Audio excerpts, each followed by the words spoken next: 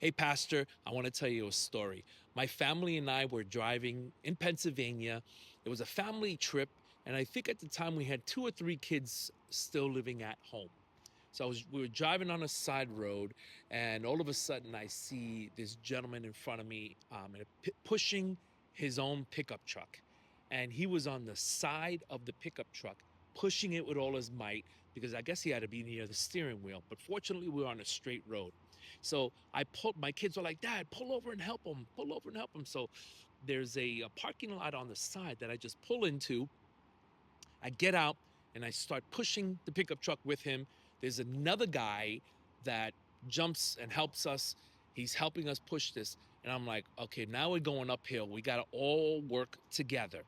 All of a sudden, I see the owner of the pickup truck move from pushing his truck to now he's has his right hand on the steering wheel and he has his left hand on his cell phone, talking on his cell phone, blah blah blah blah blah, doing this, pushing the steering wheel, but yet steering it at the same time. And I'm like, man, this guy's doing all the work. This is his truck. It ain't my truck. I'm helping. If I'm helping you, I should not have to work harder than you. That's a good thought. If I am helping you, why am I working harder than you?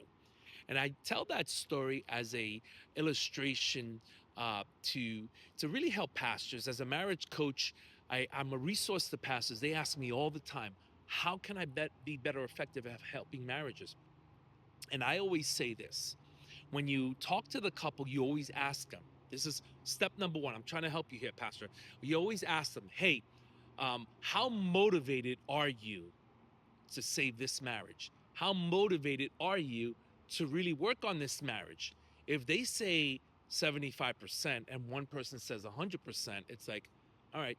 I always, if let's say, to give you an example, if the husband says 75, not picking on the husbands, but if the husband says 75 and the wife says 100, you as the pastor could say, where do I stand now? What number should I be at?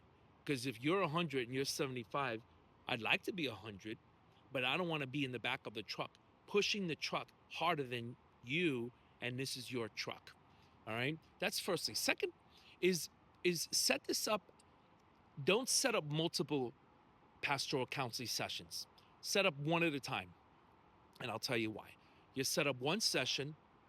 Before they call and set up the next session, this is the language you are to use. Listen, before you set up the next appointment, have this homework assignment done. Okay?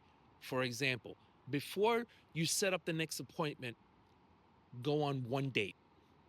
Before you set up the next appointment, fulfill this homework assignment that I gave you. Before you go on this next appointment, go through this one chapter devotional that I'm going to give to you today. So it's homework assignment driven, which is another way of saying don't set up the next appointment until you get this done. Okay? So then when they do their homework assignment and they push that truck and they come back to see you for the second session, it's like, okay, how did that go? Let's debrief that. So now they're coming to you with less complaints and more accomplishments. This is what we accomplish together. Make them small, bite-sized pieces. And the reason why this approach is so important, Pastor, so that you don't find yourself pushing the truck while they're in the front, steering and talking on the phone. Bah, bah, bah, bah, bah. All right? I'll talk to you guys later.